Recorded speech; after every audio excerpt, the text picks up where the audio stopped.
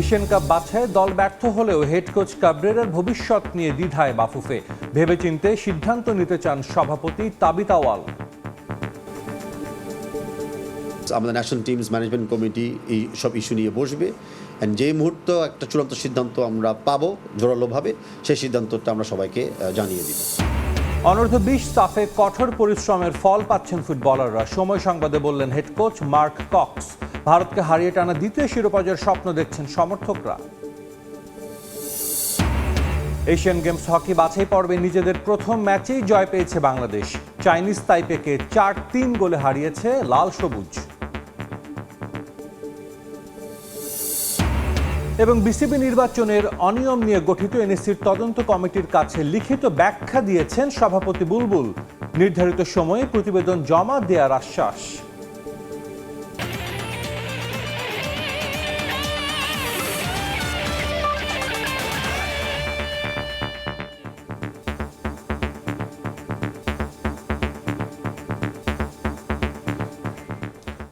বিশ্বের নানা প্রান্তের খেলাধুলার খবর জানিয়ে দিব আমি সাজিদ মুস্তাহিদ। শুরুতে ফুটবল প্রসঙ্গ। বাংলাদেশকে এশিয়ান কাপে তুলতে ব্যর্থ হলেও হাভিয়ার কাবরেরার বিষয়ে স্পষ্ট অবস্থানে নেই বাফুফে। বাংলাদেশ ফুটবলে তার ভবিষ্যৎ কি সে বিষয়ে আরও ভেবেচিন্তে সিদ্ধান্ত নিতে চান সভাপতি তাবিত আওয়াল। কোচ নিয়ে ধোঁয়াশায় থাকলেও ফুটবলের সামগ্রিক উন্নয়নের কথা বিবেচনায় নিয়ে নারী ও পুরুষ দলের জন্য আলাদা টেকনিক্যাল, ফিজিও এবং মেডিকেল টিম গঠনের কথা ভাবছে বাফুফে।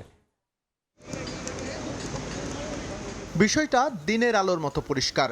চমৎকার সম্ভাবনা থাকা সত্ত্বেও বাংলাদেশকে এশিয়ান কাপে তুলতে ব্যর্থ হয়েছেন হাভিয়ার কাবরেরা। অথচ গ্রুপ প্রতিপক্ষ কিংবা নিজেদের সক্ষমতা সব মিলিয়ে এবার চমৎকার সুযোগ ছিল জামালদের এশিয়ার শীর্ষ মঞ্চে খেলার। সেটা তো হয়নি। লাল সবুজরা ব্যর্থ হয়েছে গ্রুপ রানার্স আপ হতেও।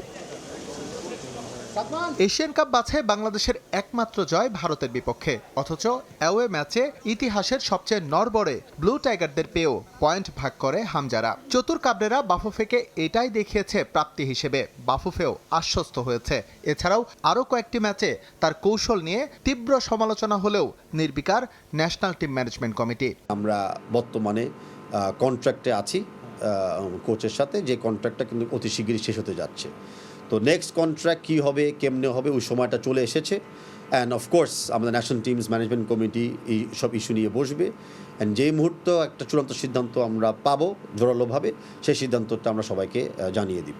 কাবরেরা ব্যর্থ হলেও দেশি বিদেশি মিলিয়ে দেশের ফুটবল পাইপলাইনে আসার সঞ্চার। এই জায়গায় বাড়তি গুরুত্ব দিতে চায় ফেডারেশন। ফুটবলের সামগ্রিক উন্নয়নের কথা বিবেচনায় নিয়ে নারী ও পুরুষ দলের জন্য আলাদা টেকনিক্যাল, ফিজিও এবং মেডিকেল টিম গঠনের কথা ভাবছে বাফুফে। আমাদের ফুটবলটা যে জায়গায় চলে গেছে সেই জায়গার জন্য আমাদের কিন্তু অনেক দূরদর্শিতা ভাবনা চিন্তা নিতে হবে, এবং পাইপলাইনে যে অনেক প্লেয়ার আমাদের আসতে পারে। যে আপনারা জানেন যে বর্তমানে আমাদের আন্ডার-20 একটা টাফ ম্যাচ খেলছে, আমাদের 17s প্রিপারেশন নিচ্ছে ভবিষ্যতে ন্যাশনাল টিমে পাইপলাইনে থাকার জন্য।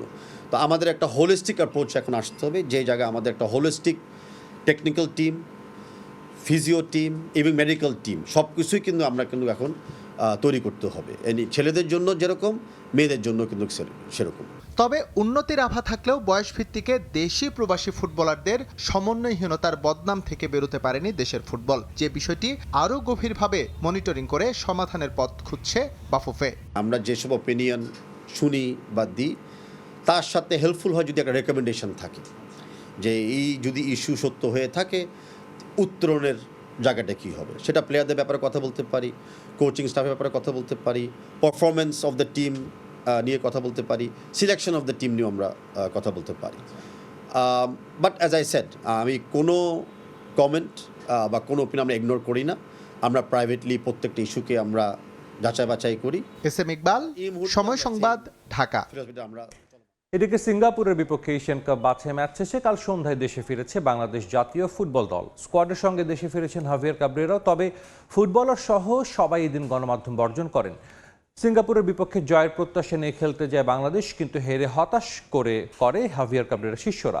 সেই হতাশা থেকেই গণমাধ্যমে কথা বলেননি তারা। এছাড়াও এটাই ছিল হাভিয়ার কাবরেরার শেষ ম্যাচ বর্তমান চুক্তিতে।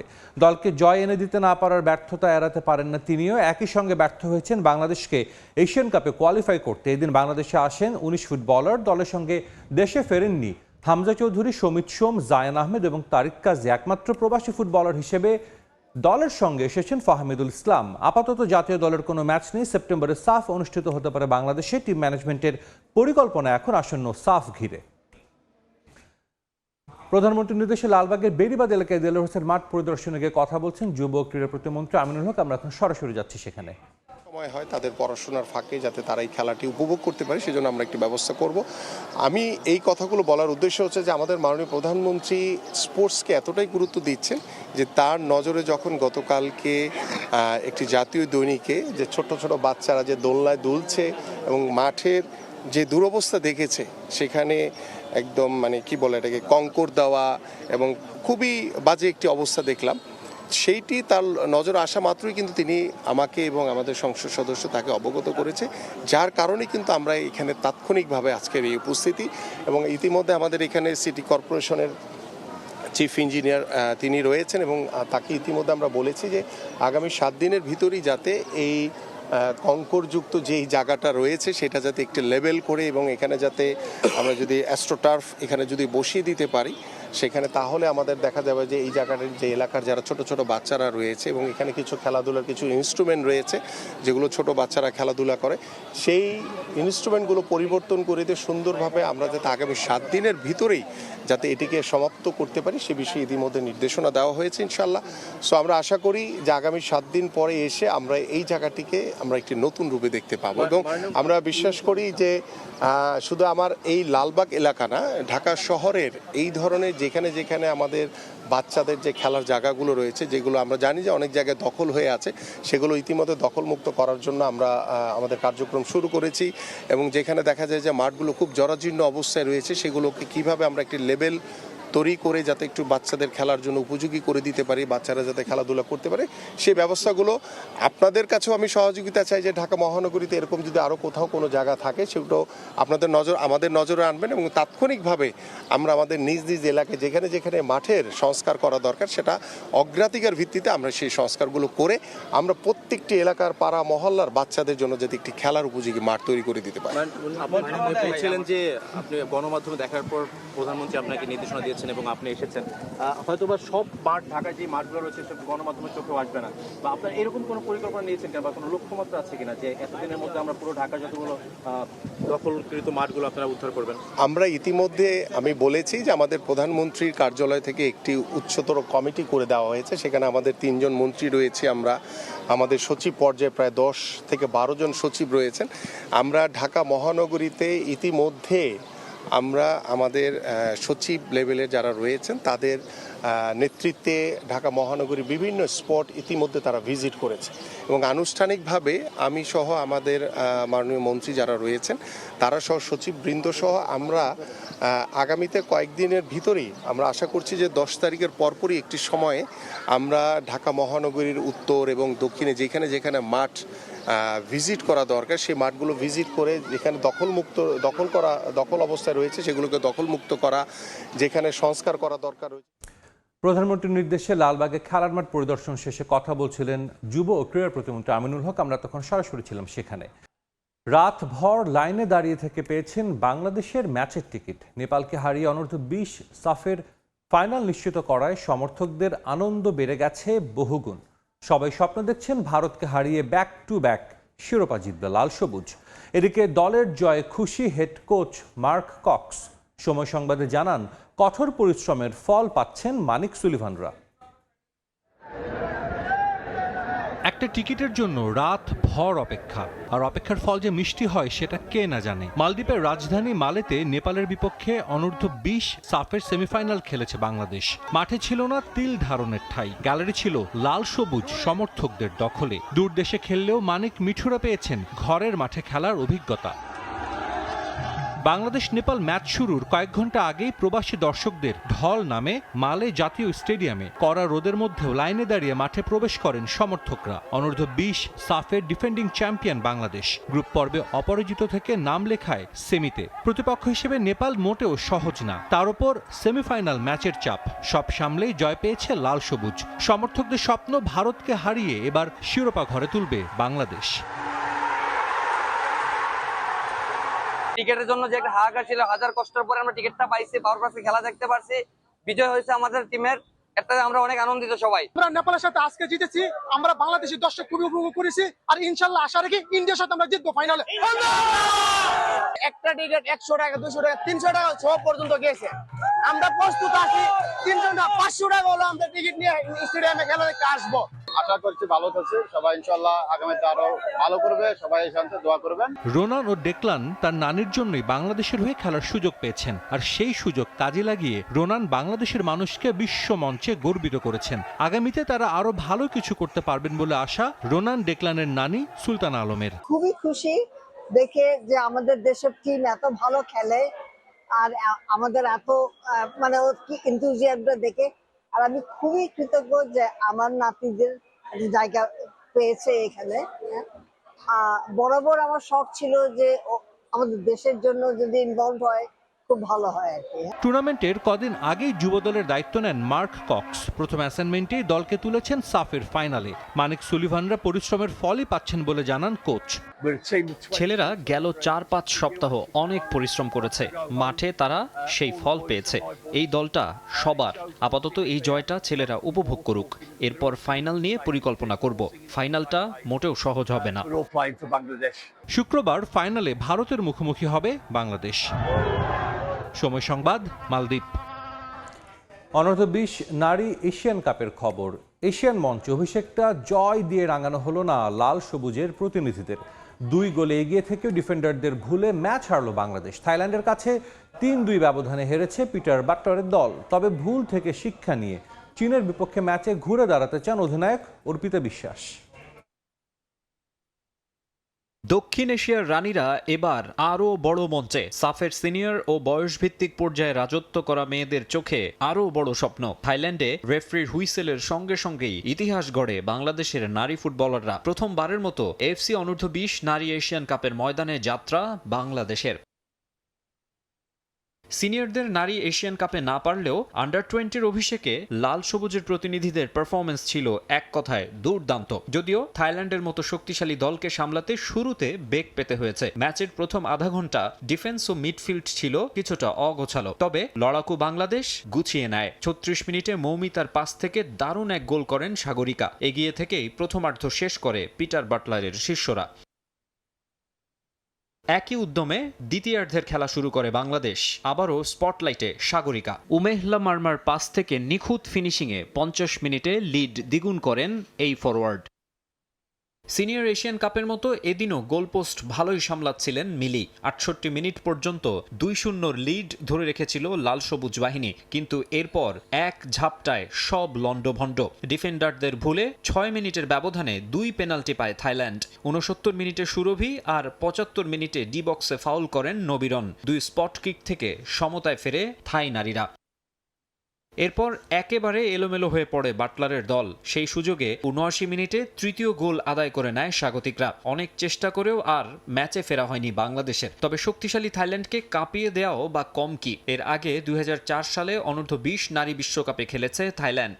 এশিয়ান কাপে খেলছে 8ম বারের মতো। পাথুমথানির থামাসাত স্টেডিয়ামের বিগ ম্যাচের শিক্ষা সামনে কাজে লাগাতে চায় বাংলার মেয়েরা। যেহেতু আমরা ফার্স্ট ম্যাচ শুরু করেছি, এখান থেকে আমরা যে ভুলগুলো করেছি নেক্সট ম্যাচগুলোতে আমরা সেই ভুলগুলো শোধরানোর চেষ্টা করব এবং চেষ্টা করব সেই ম্যাচগুলোতে ভালো করার। 4 এপ্রিল গ্রুপ পর্বে নিজেদের দ্বিতীয় ম্যাচে চীনের মুখোমুখি হবে বাংলাদেশ অনূর্ধ্ব 20 নারী দল। মাকসুম আলম খান, সময় সংবাদ। এশিয়ান গেমস হকির বাছাই পর্বে নিজেদের প্রথম ম্যাচেই জয় পেয়েছে বাংলাদেশ। চাইনিজ তাইপেকে 4-3 গোলে হারিয়েছে লাল সবুজ। রয়্যাল থাই এয়ারফোর্স হকি গ্রাউন্ডে বাংলাদেশের বিপক্ষে সমানে সমান লড়েছে চাইনিজ তাইপে। 4 মিনিটেই প্রথম গোল করে তারা। পরে 15 মিনিটে পেনাল্টি কর্নার থেকে সে গোল শোধ দেন আশরাফুল। 22 মিনিটে আবারও স্কোরার আশরাফুল। এবারও পেনাল্টি কর্নার থেকেই তাইপেকে বোকা বানান তিনি। তৃতীয় কোয়ার্টারে লাল সবুজের হয়ে স্কোর করেন আমিরুল। আর চতুর্থ কোয়ার্টারে দিন মোহাম্মদ গোল করলে 4-1 এগিয়ে যায় বাংলাদেশ। কিন্তু শেষ দিকে একটু অগোছালো পারফরমেন্সে 2 গোল হজম করে আশরাফুল রাকিবুলরা। কিন্তু জয় পেতে কোনো সমস্যা হয়নি বাংলাদেশের। বাছাই পর্বে নিজেদের দ্বিতীয় ম্যাচে কাল শ্রীলঙ্কার মুখোমুখি হবে বাংলাদেশ। বাছাই পর্বে অংশ নেয়া 9 দলের মধ্যে শীর্ষ 6 দল সরাসরি অংশ নেবে এশিয়ান গেমসে। এবার ক্রিকেট প্রসঙ্গ। সময় বাড়ছে না বিসিবি নির্বাচনের অনিয়ম নিয়ে গঠিত এনএসসির তদন্ত কমিটির। নির্ধারিত 15 কার্যদিবসেই নিজেদের প্রতিবেদন জমা দেবেন বলে নিশ্চিত করেছেন কমিটির চেয়ারম্যান অবসরপ্রাপ্ত বিচারপতি AKM আসাদুজ্জামান। এদিকে ক্রিকেট বোর্ডের প্রেসিডেন্ট আমিনুল ইসলাম বুলবুল এখনও সশরীরে তদন্ত কমিটির সামনে না আসলেও লিখিত ব্যাখ্যা দিয়েছেন বলে জানিয়েছেন চেয়ারম্যান। 11 মার্চ বাংলাদেশ ক্রিকেট বোর্ডের নির্বাচনের অনিয়ম নিয়ে একটা তদন্ত কমিটি গঠন করে জাতীয় ক্রীড়া পরিষদ। বিসিবির নির্বাচন বয়কট করা একটি পক্ষ এবং জেলা ও বিভাগীয় কাউন্সিলরদের অভিযোগের ভিত্তিতে এই কমিটি গঠন করে যুব ও ক্রীড়া মন্ত্রণালয়। 15 কার্যদিবসের মধ্যে প্রতিবেদন জমা দেওয়ার নির্দেশ দেওয়া হয় মন্ত্রণালয় থেকে। সুপ্রিম কোর্টের অবসরপ্রাপ্ত বিচারপতি AKM আসাদুজ্জামানের নেতৃত্বে কমিটিতে আছেন একজন এনএসসি কর্মকর্তা, পুলিশ, সাংবাদিক এবং আইনজীবী। 5 সদস্যের এই কমিটির ডাকে ঈদের আগেই সশরীরে বা লিখিতভাবে নিজেদের অবস্থান ব্যাখ্যা করেছেন অভিযোগকারীরা। পরে ঈদের ছুটি শেষে বেশ কয়েকজন বিসিবি পরিচালক, প্রধান নির্বাহী এবং সহসভাপতি ফারুক আহমেদ জানিয়ে এসেছেন তাদের বক্তব্য। কিন্তু সে সময় বিদেশে অবস্থান করায় দেখা পাওয়া যায়নি বোর্ড প্রেসিডেন্ট আমিনুল ইসলাম বুলবুলের। দেশে ফেরার পর এখনও সশরীরে তদন্ত কমিটির মুখোমুখি হননি বুলবুল। তবে একটা লিখিত ব্যাখ্যা তিনি পাঠিয়েছেন তদন্ত কমিটি বরাবর, নিশ্চিত করেছেন কমিটির চেয়ারম্যান। লিখিত একটা আসছে নাকি শুনলাম, লিখিত আসছে, আমরা একটু বসি নিয়ে এটা নিয়ে বসি সবকে দিয়ে তো জানা। অভিযোগ যেই সংগঠনের বিরুদ্ধে তার প্রধান নিজে না আসলেও তদন্ত কমিটির কাজে কোনো সমস্যা হবে না বলে মনে করেন সদস্যরা। কমিটির চেয়ারম্যানের ব্যাখ্যা, তারা সঠিকভাবেই করে যাচ্ছেন নিজেদের কাজ, সেখানে কেউ আসুক বা না আসুক তাতে থেমে থাকবে না কিছুই। নির্ধারিত 15 কার্যদিবসেই দেয়া হবে প্রতিবেদন, বাড়ানো হবে না সময়সীমা। আমরা কিন্তু জুডিশিয়াল ইনকোয়ারিতে বসি নাই, এটা আপনাদের বারবার বলছি। জুডিশিয়াল ইনকোয়ারি হলে কাউকে সোর্স করতে হবে, অ্যাকিউজ করতে হবে, অভিযোগ নিতে হবে, শুনানি করতে হবে, সেটা প্রসেসে আসে। আমাদের 15টা ওয়ার্কিং ডেজ টাইম দেওয়া হয়েছিল, তার মধ্যেই আমরা আছি। ইনশাআল্লাহ তার মধ্যেই আমরা শেষ করব। আমাদের চলতেছে, শেষ করার পর রিপোর্ট আসলে আমরা জানাবো। কন্টেন্ট এক্সচেঞ্জ করার মতো অবস্থা তৈরি হয়নি এখন মধ্যে, আমরা ইনশাআল্লাহ ওই টাইমের মধ্যে শেষ করবো। আমরা কাগজে কলমে আগামী 5 এপ্রিল শেষ হতে চলেছে এনএসসি তদন্ত কমিটির মেয়াদ। নিয়ন মুহাইমিন, সময় সংবাদ, ঢাকা। ক্রিকেটারদের শরীরে চর্বি 20% নিচে আনতে চায় বিসিবি। ফিটনেস ক্যাম্পে বিশেষ গুরুত্ব দেওয়া হয়েছে বিষয়টি নিয়ে, জানিয়েছেন বিসিবি ট্রেনার ইফতেখার ইসলাম ইফতি। 10 দিন হওয়ার কথা থাকলেও 6 দিনে শেষ হলো কন্ডিশনিং ক্যাম্প। সাকিব আল হাসান দেশের বাইরে থাকলেও ব্যক্তিগতভাবে ফিটনেস উন্নয়নের কাজ করছেন বলেও জানান ইফতি। সকাল থেকে সন্ধ্যা গেল 6 দিন ফিটনেস নিয়ে টানা কাজ করেছেন জাতীয় দলের ক্রিকেটাররা। লম্বা বহরে টেস্ট, ওয়ানডে, টি20 দলের ক্রিকেটাররা সময় দিয়েছেন নিজেদের ফিটনেসের খুঁটিনাটি নিয়ে। ক্যাম্পটা 10 দিনের করতে চেয়েছিল বিসিবি, তবে সামনে সিরিজ থাকায় সেটা কমিয়ে আনা হয়েছে 6 দিনে। টানা খেলার মধ্যে থাকায় খুব একটা সুযোগ হয় না আলাদাভাবে ফিটনেসে কাজ করার। এই কন্ডিশনিং ক্যাম্পে বিসিবি কোথায় বেশি গুরুত্ব দিয়েছে বিস্তারিত জানালেন বিসিবি ট্রেনার। ক্যাম্প করলাম 6 দিনের, এটা যদিও 10 দিনের হওয়ার কথা ছিল, কিন্তু আপনারা তো জানেন যে সামনে সিরিজ আছে। সিরিজের কাছাকাছি সময়ে খুব একটা বেশি লোড আমরা এটা অ্যাপ্লাই করতে পারবো না, ওভারলোডিং অ্যাপ্লাই করতে পারবো না, তাহলে ওদের স্কিল থেকে সরে যাবে। আমরা চেয়েছি যে ফ্যাট পার্সেন্টেজ যেন একটা প্লেয়ারের 20%-এর নিচে থাকে। আলাদা সেশনে ক্রিকেটারদের নিয়ে বিশেষ কিছু কাজ করতে দেখা গেছে ফিটনেস কোচকে। কখনো বিশেষ মাস্ক পরে, কখনো আবার বালুর উপর ভারী বস্তু নিয়ে হাঁটতে হয়েছে। এসবের উপকারিতা কি? স্পোর্টস মাস্ক প্রথমে আমি তানবীরের জন্য এনেছিলাম। যে প্লেয়ারটা রানিং করতে পারছে না তাকে তো আমার রানিং করাইতে হবে, তো এটা কীভাবে করানো যায়? আপনি যদি হাফ অ্যান আওয়ার একটা প্লেয়ারকে রানিং করাতে না পারেন কোনো একটা ইনজুরির কারণে, বা তার নি পেইন বা হ্যামস্ট্রিংয়ে কোনো সমস্যা, ওই প্লেয়ারকে যদি কোনোভাবে যদি আপনি হাফ অ্যান আওয়ার হাঁটাইতে পারেন স্পোর্টস মাস্কটা পরে, তাহলে কিন্তু সিমিলার কাজ হয়। জাতীয় দলে ফেরার আলোচনায় আছেন সাকিব আল হাসান। তার ফিটনেসেরই বা কি অবস্থা? ইফতির মতে সাকিব ফিরলে ফিট হয়েই ফিরবেন। সাকিবরা আমরা এখানে থাকলে যা মনিটর করব তার থেকে বেশি মনিটরিং এর উপরে সাকিব আছে। সাকিবের মধ্যে এগুলো আমি দেখছি যে ওর ফিটনেস ট্রেনার আছে, পার্সোনাল ফিজিও আছে, নিউট্রিশন আছে, এভরিথিং। ফিটনেসের বিবেচনায় ক্রিকেটাররা খাওয়া দাওয়ার ব্যাপারেও সচেতন বলেও জানান তিনি। তারেক হাসান শিমুল, সময় সংবাদ, ঢাকা। অস্ট্রেলিয়ার বিগ ব্যাশ লিগে দারুণ পারফরমেন্সের স্বীকৃতি পেলেন রিশাদ হোসেন। হোবার্ট হারিকেন্সের বর্ষসেরা ক্রিকেটার হলেন টাইগার লেগ স্পিনার। অভিষেক মৌসুমে রিশাদের উইকেট ছিল 15টি উইকেট শিকার করেছিলেন রিশাদ। অস্ট্রেলিয়ার বিগ ব্যাশ লিগে ইতিহাস গড়লেন বাংলাদেশি লেগ স্পিনার রিশাদ হোসেন। নিজের অভিষেক মৌসুমেই বাজিমাত করেছেন তিনি। হোবার্ট হ্যারিকেন্সের বার্ষিক পুরস্কার অনুষ্ঠানে রিশাদকে দলের মৌসুম সেরা ক্রিকেটার বা Big Bash player of the year ঘোষণা করা হয়েছে। সাকিব আল হাসানের পর দ্বিতীয় বাংলাদেশি হিসেবে বিগ ব্যাশে খেলতে গিয়েই এমন অর্জন তারকার।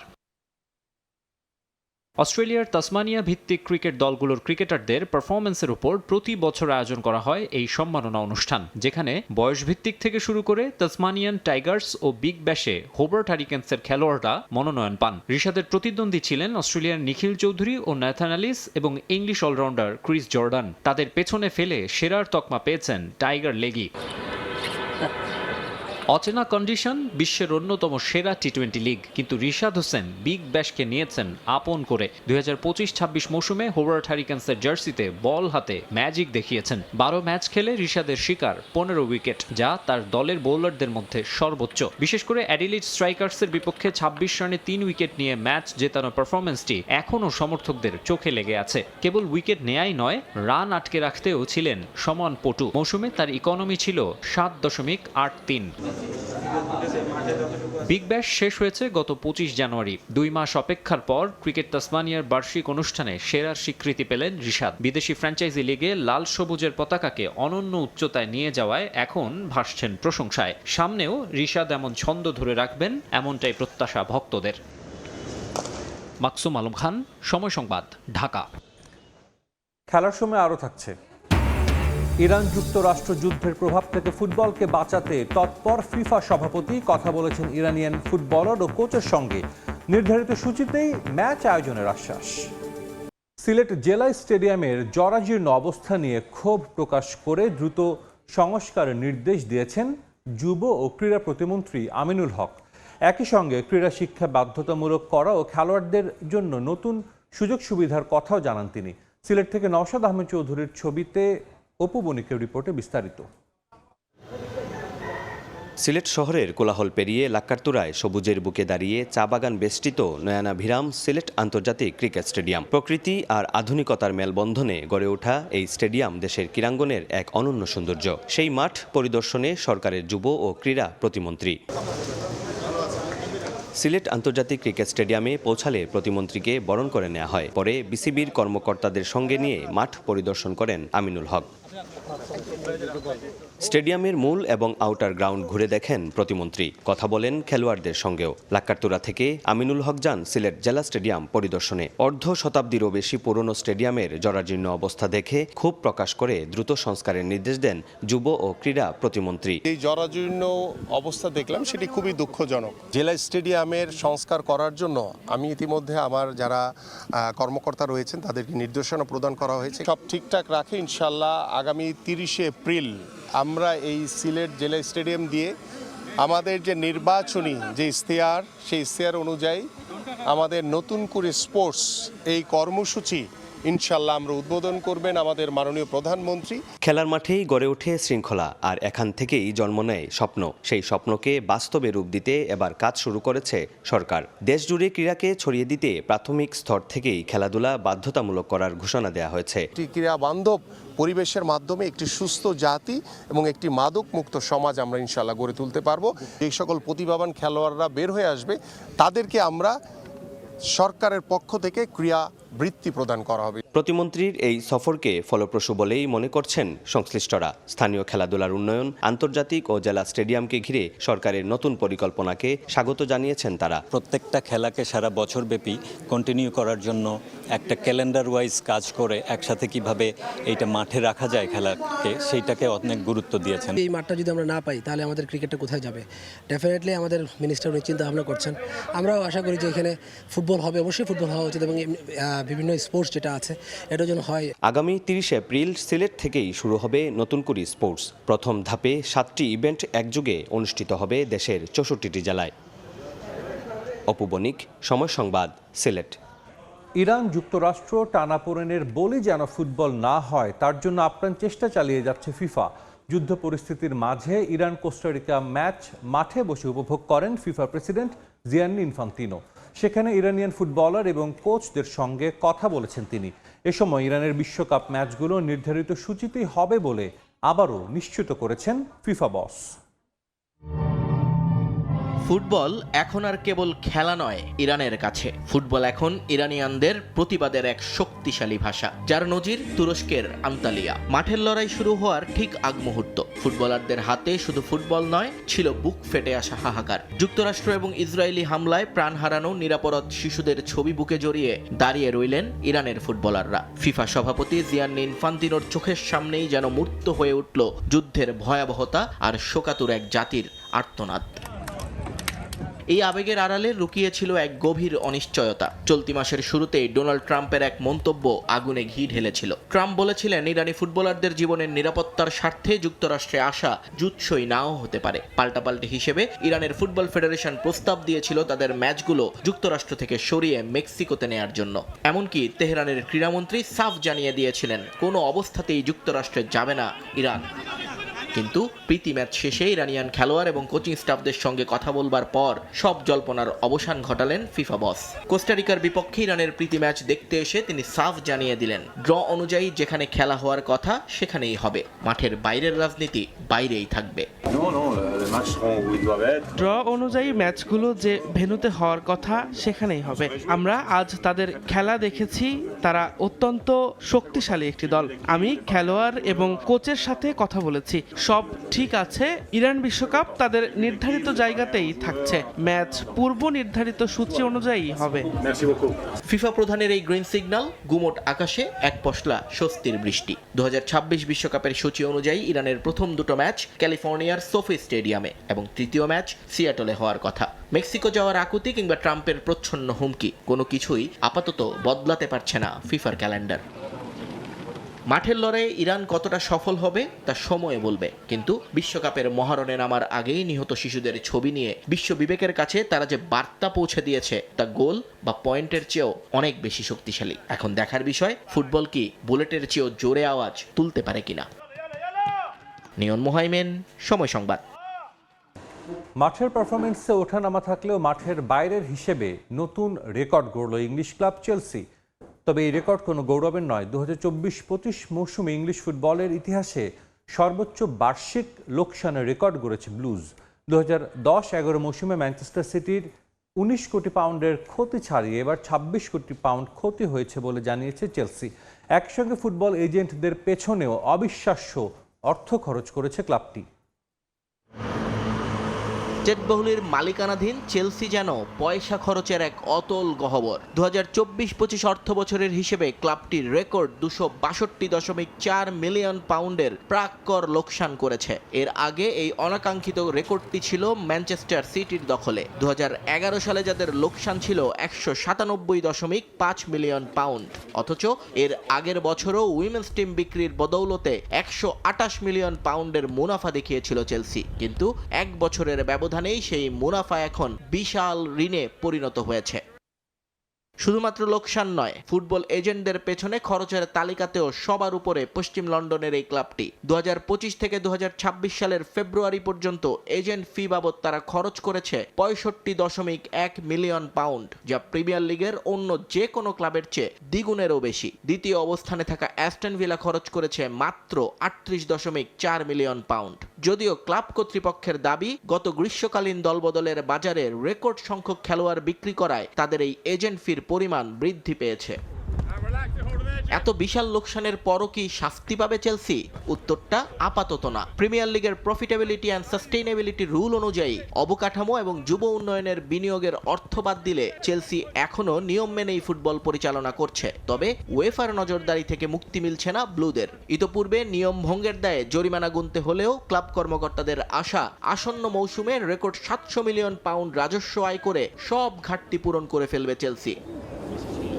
এদিকে সাবেক মালিক রোমান আব্রামোভিচের আমলে অনিয়মিত আর্থিক লেনদেনের দায়ও বইতে হচ্ছে বর্তমান মালিক পক্ষকে। সেই সময়ের আর্থিক অসঙ্গতির কথা স্বীকার করে নেয় বড় কোনো পয়েন্ট কর্তন না হলেও বিশাল অঙ্কের জরিমানা গুনতে হতে পারে ব্লুদের।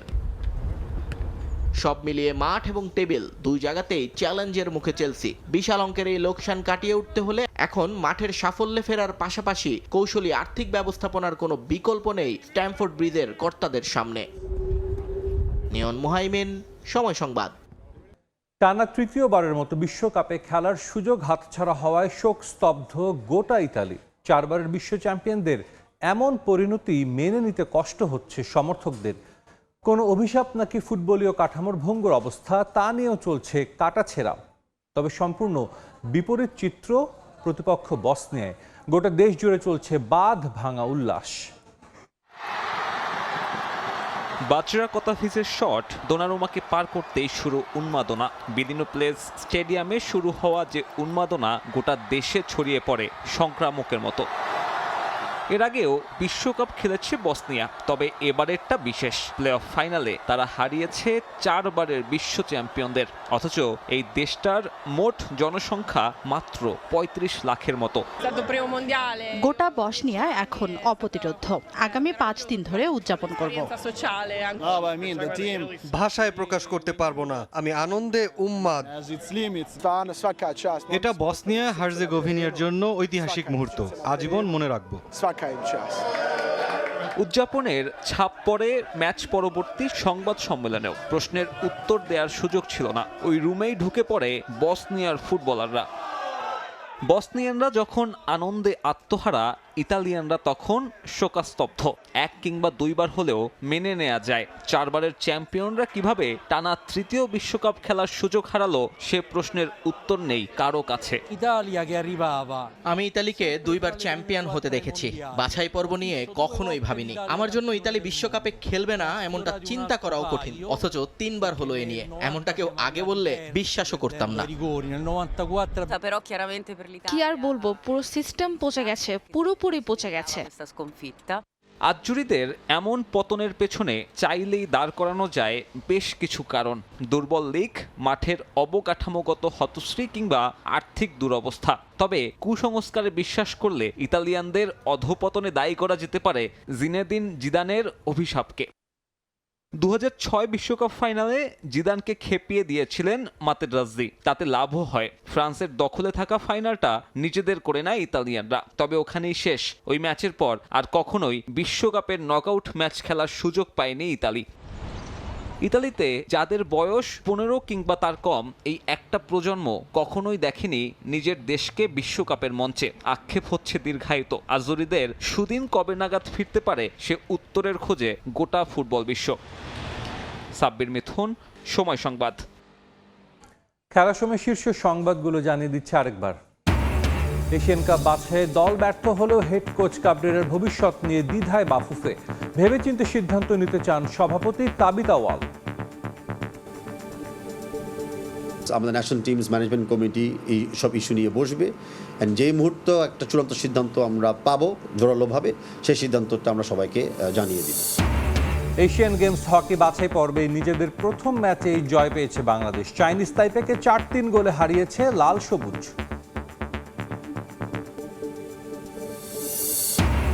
এবং বিসিবি নির্বাচনের অনিয়ম নিয়ে গঠিত এনএসসির তদন্ত কমিটির কাছে লিখিত ব্যাখ্যা দিয়েছেন সভাপতি বুলবুল। নির্ধারিত সময়ে প্রতিবেদন জমা দেওয়ার আশ্বাস।